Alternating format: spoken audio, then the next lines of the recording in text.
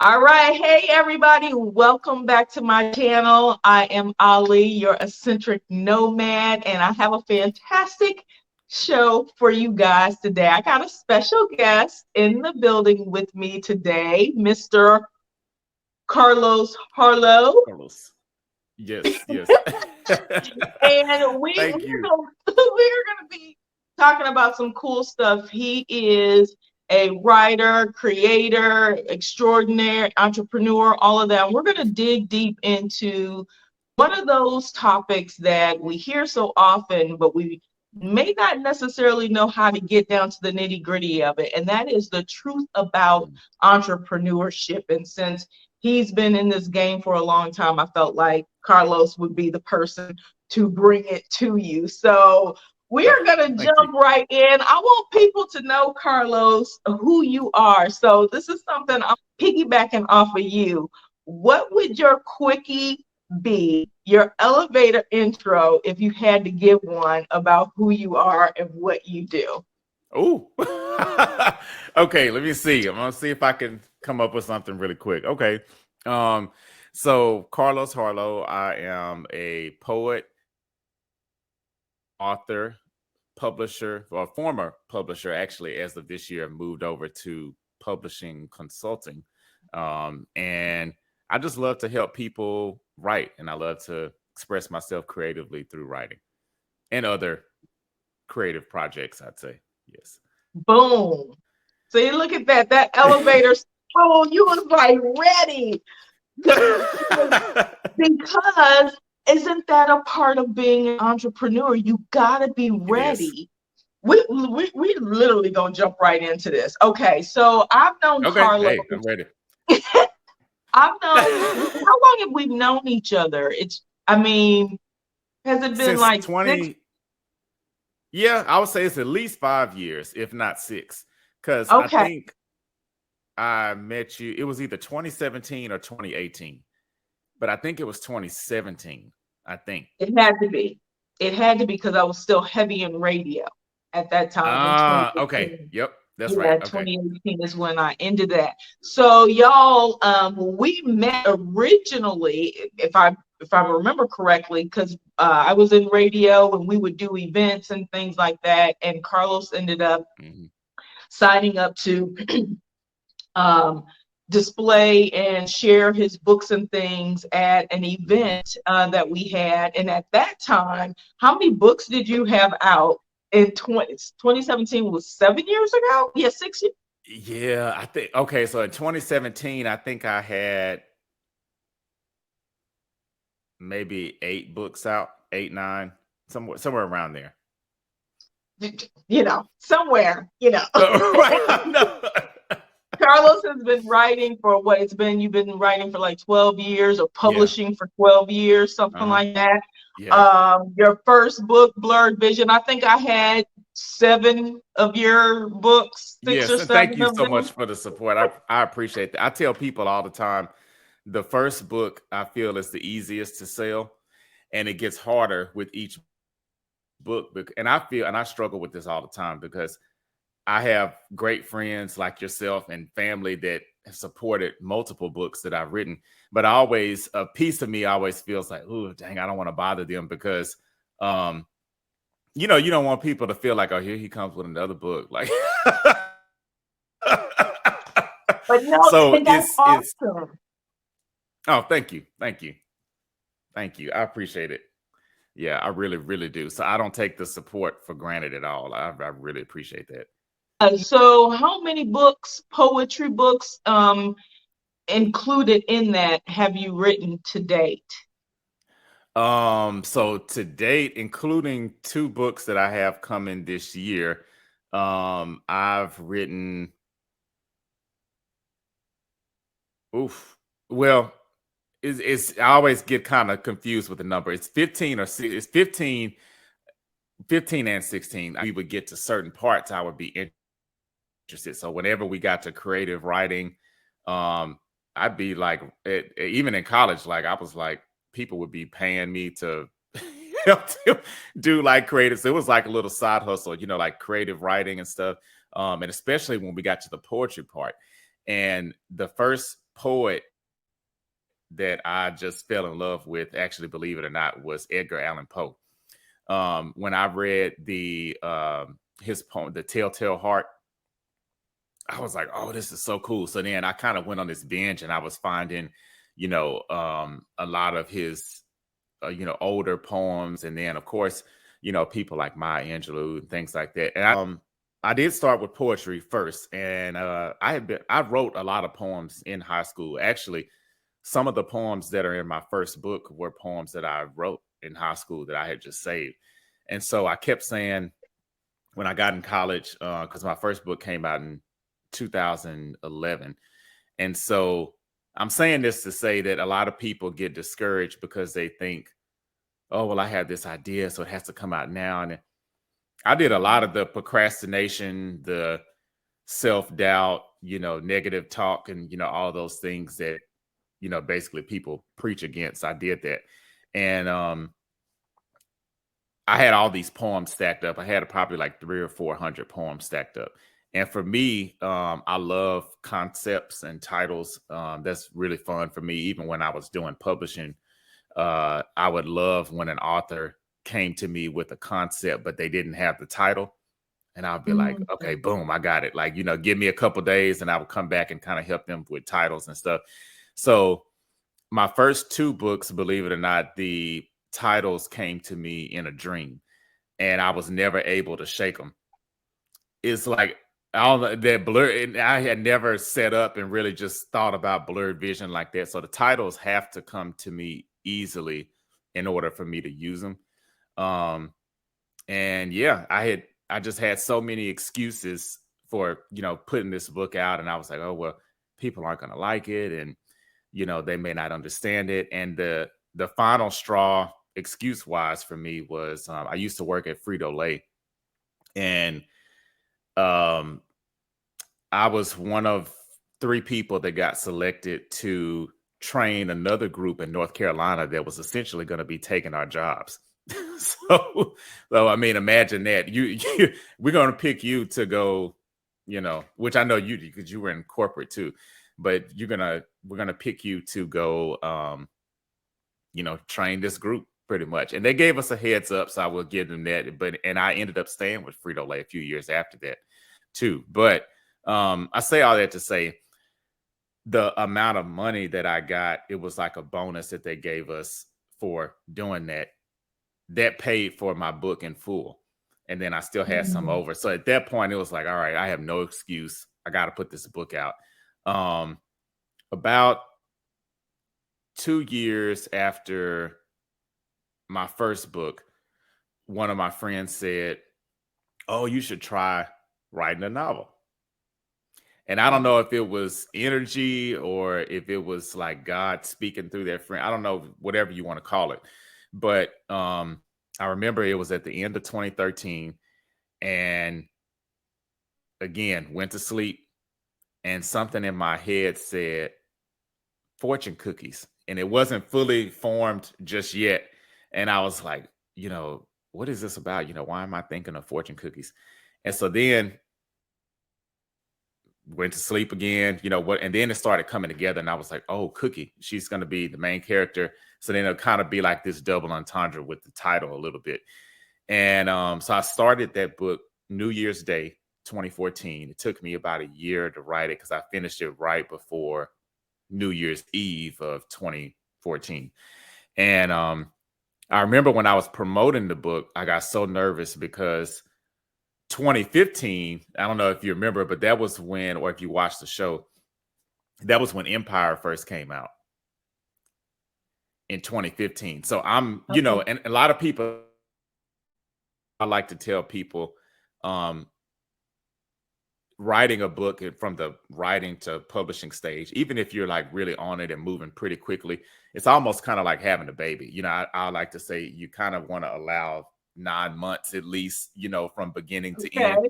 So, or that's how I think of it, at least from when you're done writing to the printed process. I'll say that.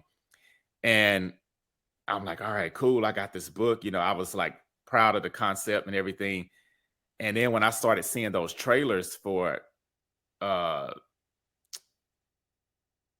Empire, I almost didn't put the book out because I thought, okay, by the time this book goes through editing, it goes through, finishing up the cover design, it's going to come out after the show airs. And then people are going to think I bit off the show. But it actually, it's funny. A lot of people don't know that, but I had that fear. That book almost didn't come out. But Fortune Cookie to this day is one of my most successful books. And I'm so glad that I didn't listen to those voices, because the fact that it came out around the time of the show and the show was so big at that time, it actually helped, because a lot of people would come up to my table when I would do events and they would say, "Oh, is this Cookie Lines?" Or like, is this? I'm like, no, it's not. Nothing to do with her. But it was a conversation piece, and then they would end up, purchasing the book.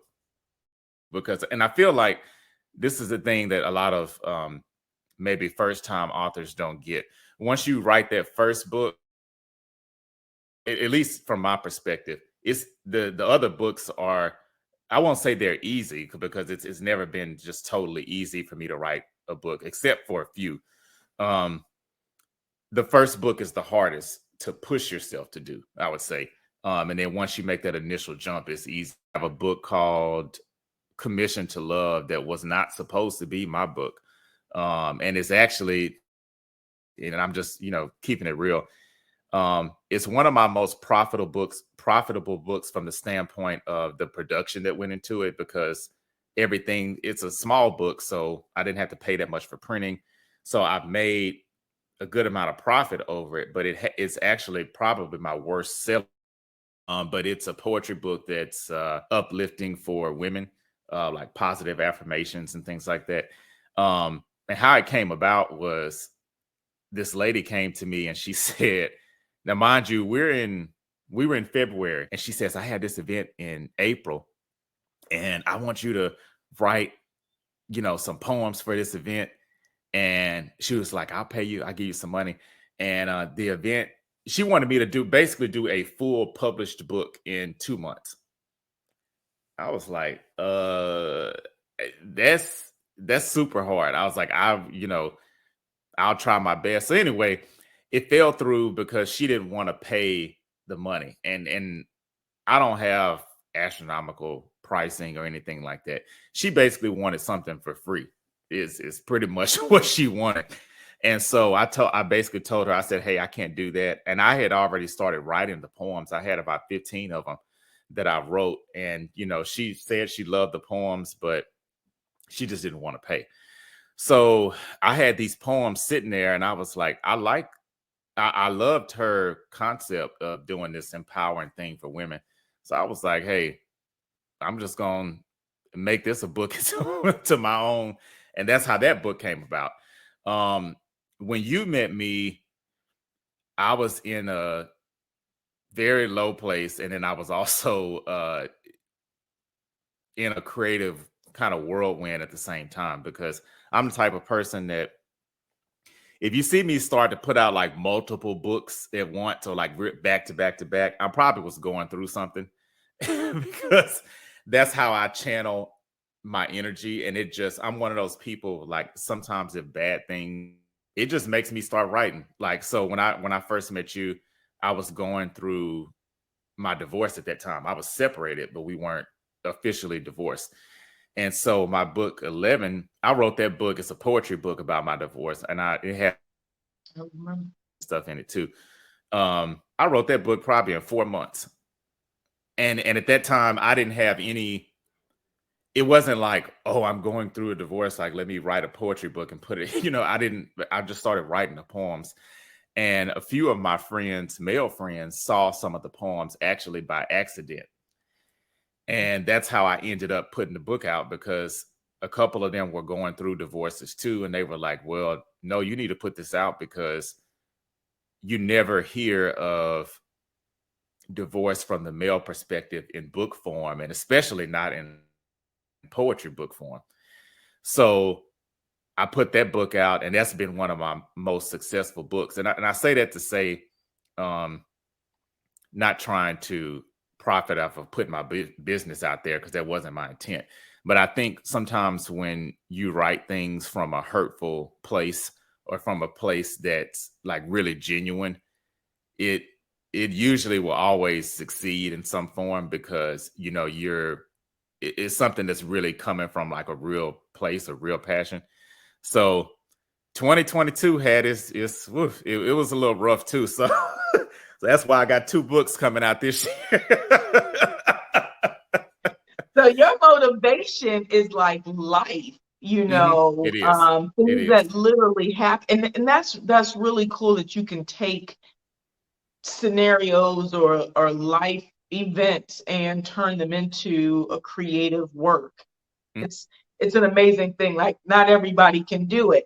So you were talking Thank you. about the lady that hired you, Oh, yeah, right. that hired you. Woo, There's yeah. free work. And it didn't really work out. So I want to talk about that, because from an entrepreneur Okay. standpoint, one of the things that we do, or we should be doing as an entrepreneur, is collaborating. So Hmm. how do you feel about collabs, and like, what are some of the red flags? You may not know that you're not going to get paid until that actually happens, but are there things Hmm. like over time that you've been, I'm assuming you've worked with people over the years, that you've noticed that now you're like, yeah, that's a red flag. I ain't doing that. These might be tips for other people kind of trying to come up in this entrepreneur space. How do I do this and walk down a road of being successful without going through so many of the pitfalls that so Ooh. many of us have already, passed through? Oh. Oh God. Okay. How much time we got? No, I'm just playing. No, I'm just. Woo. Okay. I'm gonna try to keep this answer short, but it's kind of two scenarios or 2 things that I can give to answer that. From a publisher standpoint and collaboration, as far as like helping people get their books out, to be honest, what you just said is the reason why I stopped doing publishing. This year is my 10th year, wrapping that up. I have a couple of books that you'll see this year that previously that I'd worked with those people, and those books will be published under 7th Sign this year. But you kind of, I say you have to be cutthroat, but you kind of, for me as a publisher, I think it boiled down to I didn't have the heart for it, meaning I had the passion for it, but I was too lenient on a lot of things. I would meet, and it was like every year I got better as far as like cutting things out and things that I said I wasn't going to do.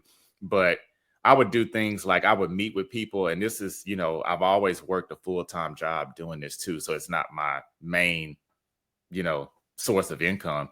But I would work all day, and then you go meet people to do a book or to talk about a book or whatever. And I always kind of like to think of it as like a little bit of a math equation, because it's like I would meet 10 people. You're taking time out of your day after work to go meet with them. Out of those 10, 5 of them may be serious. So you've essentially wasted your time with 5 people. Then from that, you may have 3 that actually have a finished manuscript that could turn into a book. Then of those 3, you have 1 person that's ready to pay. So that ratio over time just got to be too tiring for me. And then dealing with people's personalities, I have in the book that I have coming out this year, I didn't list the person's name, but I had one client. This was back in it's probably like 2021. We literally nearly came to blows. And I'm not a fighter type person. I mean, it takes a lot to get me there, but once I'm there, it's like, all right, come on. And I really thought we were going to fight. And so I thought, no, this is not worth it. So that's, from that standpoint, I would say collabing with people as far as helping them get their books out. why I decided to switch to a consulting model, because it allows me to still help and still give those tips, but I don't have, I'm not like diving in head first into actually publishing the book for them. It's more so just giving guidance. And then with I guess, collabing with other creatives, I think with that, I'd say, to anybody, you just have to be open to new experiences. Akila Renee, I think you may have met her before. She called me, and this is funny how things work when you have plans and God sometimes kind of laughs at your plans.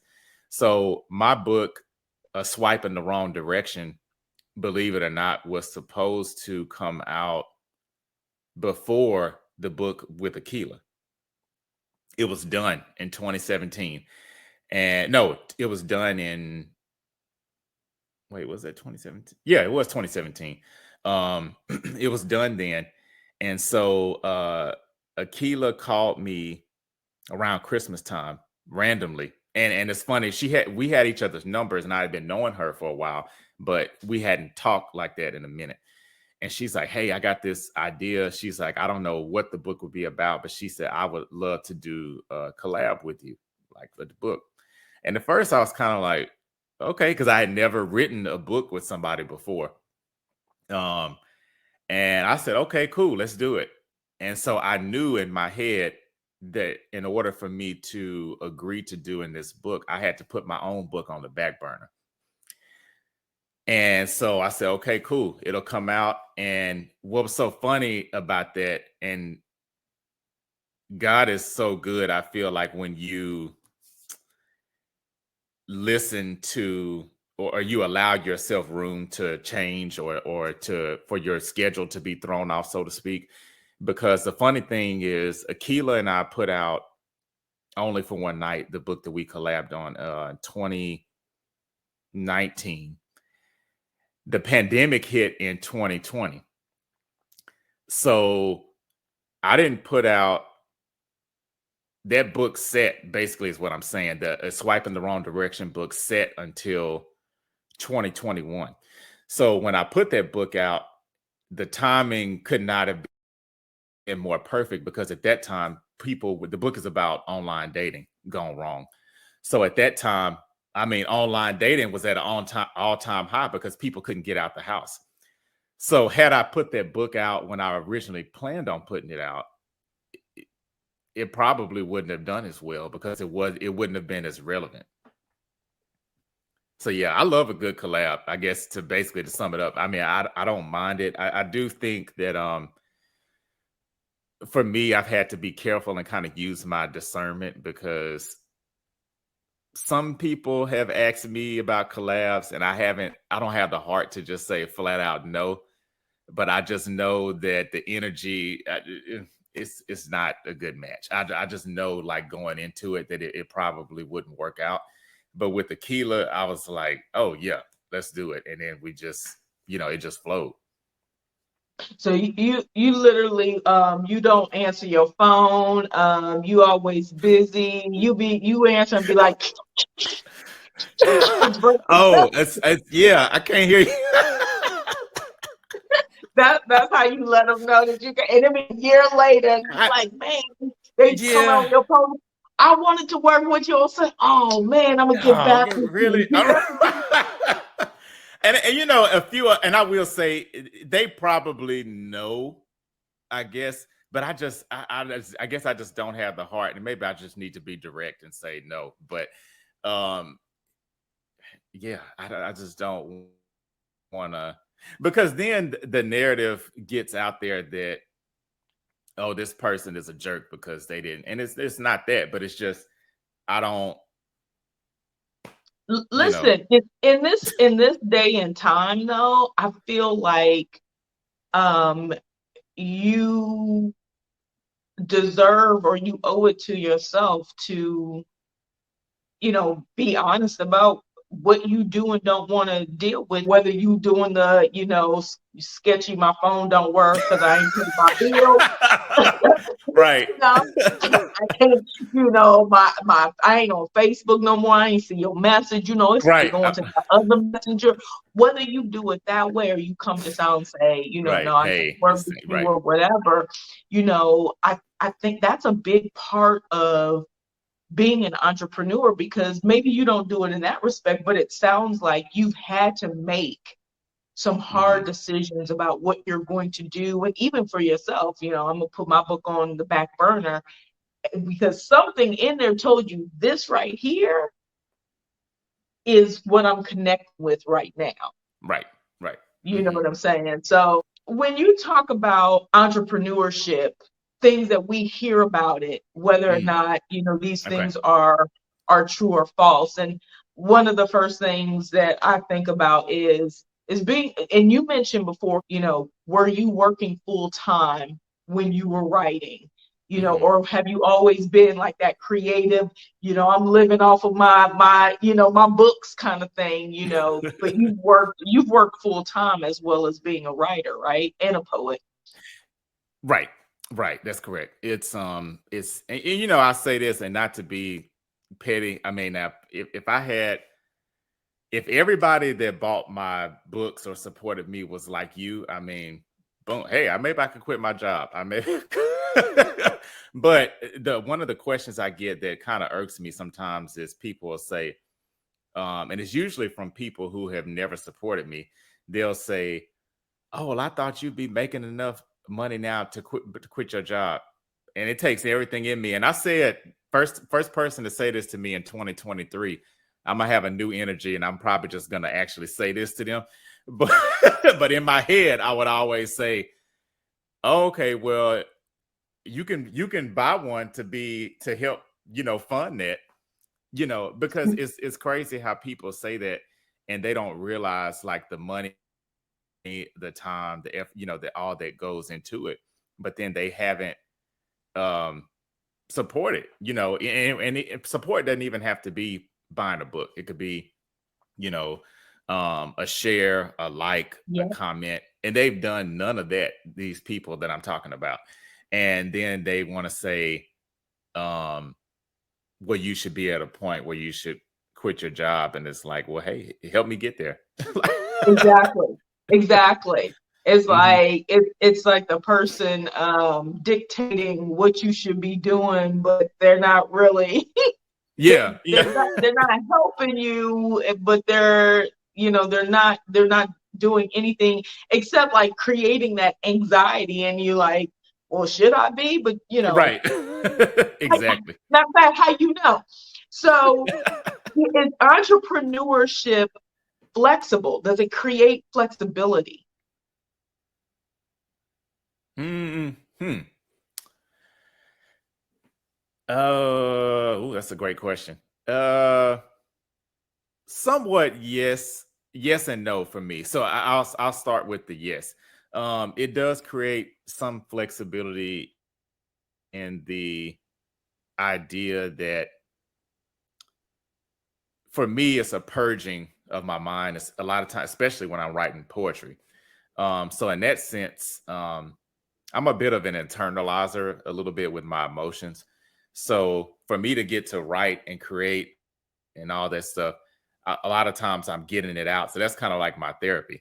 Um, so once I do that, then now I have room for other things, other issues, or even fun things, great, because it's almost like it's a nagging thing that I just have to get it out. Um, so in that respect, I would say it definitely does allow for more flexibility because it's like, all right, now I've emptied the cup. So now I'm ready to be filled with all these other things.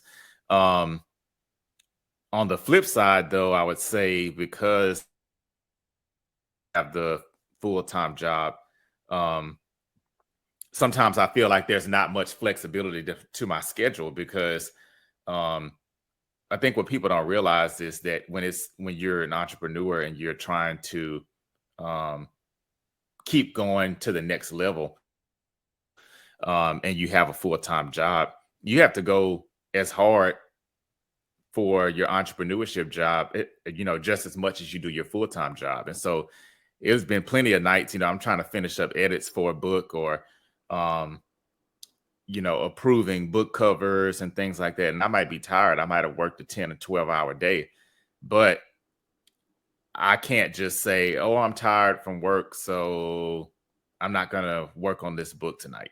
You know, it's like, I feel, and I guess I do have the luxury, but in my head, I tell myself that I don't, Mm-hmm. because I feel like if you allow sit in that, then that's where the resentment builds in, because you end up kind of not doing the things that you promised yourself you would do. Ooh, Hmm. ooh, yes. Yeah. Um, in that same respect, is it because people have this notion that it's never ending? So, and I think the concept there is we talk about quit your 9 to 5 and go and work for yourself, right?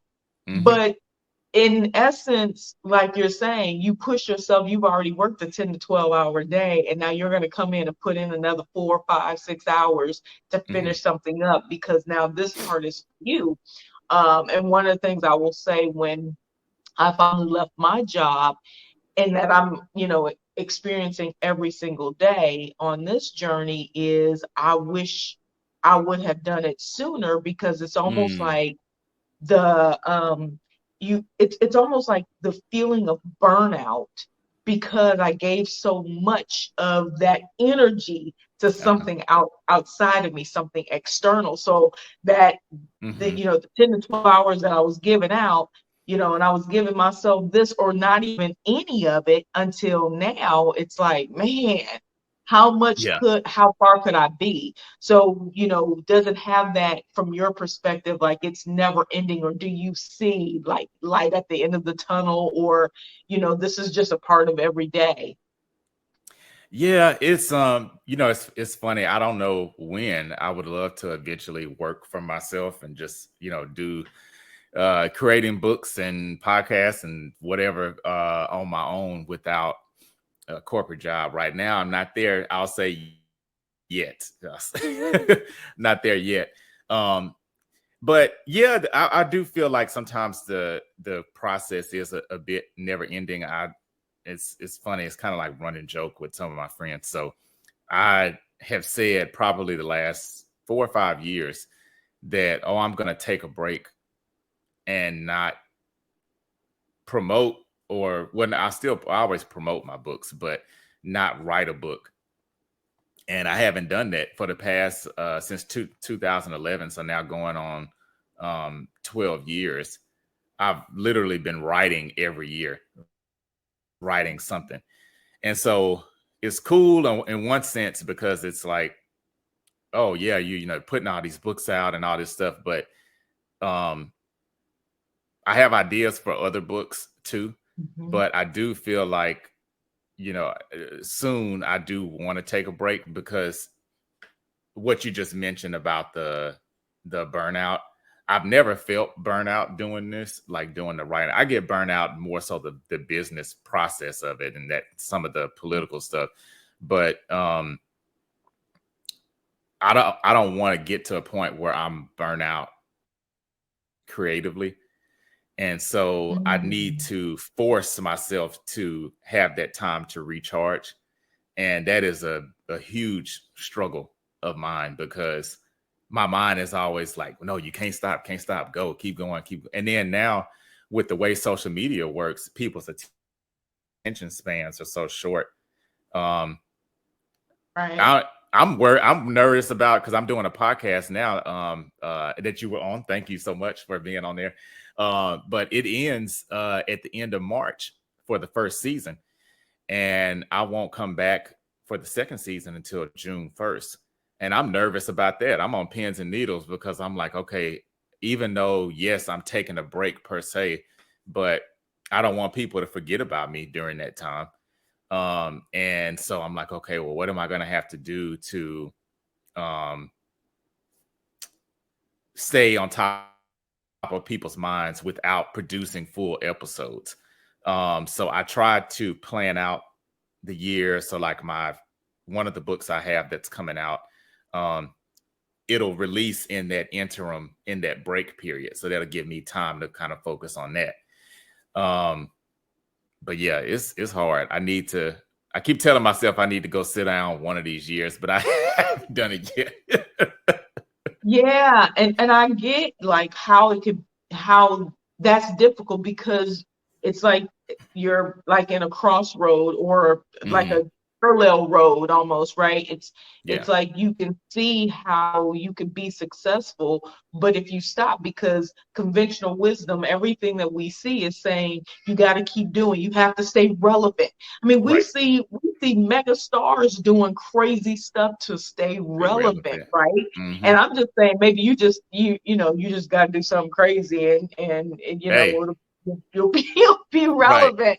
Um, but like from a entrepreneurial standpoint, do you feel like this 12 years um has been rewarding?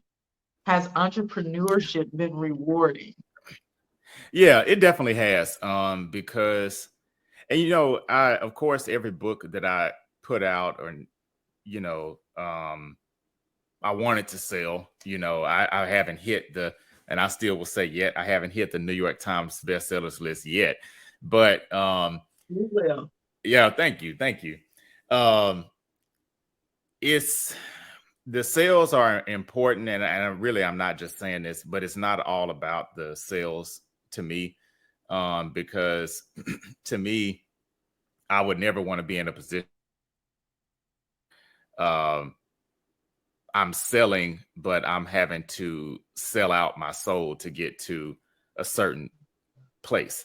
So for me, doing self-publishing and independent publishing, every book that I put out, even when it comes down to the cover, is something that I stand behind, something that I love, and I don't feel like I'm compromised. And I've kind of recently started to say this to people. Um, I don't think I would ever want a traditional publishing deal. For one, because in this day and age, I mean, people have access is so much easier than when I did my first book. I mean, um, it's a lot easier to publish your books on your own than go through a traditional publisher. And then even if you get a traditional one, they're not going to market your book like you would. I mean, they may have more dollars to back it, but their focus is on whoever the next celebrity is, or Michelle Obama's book, or people like that. So traditional publishing, I don't think would be for me. So I always say, um, I don't know if you've heard of Chance the Rapper. Yeah. Yeah. Okay. So I want to be the Chance the Rapper of books. And what I mean by that is he's somebody who still to this day does not have a record deal, but he's like nationally, well, and internationally known as a rapper. Now he might not be up there in the list with the Jay-Z's and the Biggies and like in that conversation, but he's I mean his talent is just sick. I mean he's very talented. I think he has like really witty wordplay. Um but his first album, or well, I guess you could say technically his second one, he sold like over 1 million copies independently. And Wow. that's what I want. I want to be like the independent, selling on. I don't have to have the big publishing. And then what people, I think what they don't understand too is, with these traditional publishing, um, you're only getting a fraction of the money. So if you sell a book for like $15, and even if you sell it like on Amazon, you might get, eight. Yeah, right, exactly, right, yeah, exactly. It's a fraction. It's nothing. Versus if I sell it on my website, I get the Yes, whole 15. that's right. So I guess it just depends on which side of the coin you want to hustle on. If you want that big machine behind you, but then take home less at the end of the day, you know, Mm. versus the other side where you have to hustle harder, but you get to not take a piece of the pie. You taking the whole pie home. Yeah, yeah. Yeah. It's the example that I give when I think about the peddlers out in the street, right, selling water, right? Hmm. And um they go and take $3 and buy a 24 case of water. And then they sell each one of those water bottles for $1. So they just made $24. Now he Just came up. hustling more. He out Uh-huh. there, got that hustle, because he got to do it, from scratch and Yeah. and create his own thing. But like I said, it depends on what level of reward that you actually want to receive,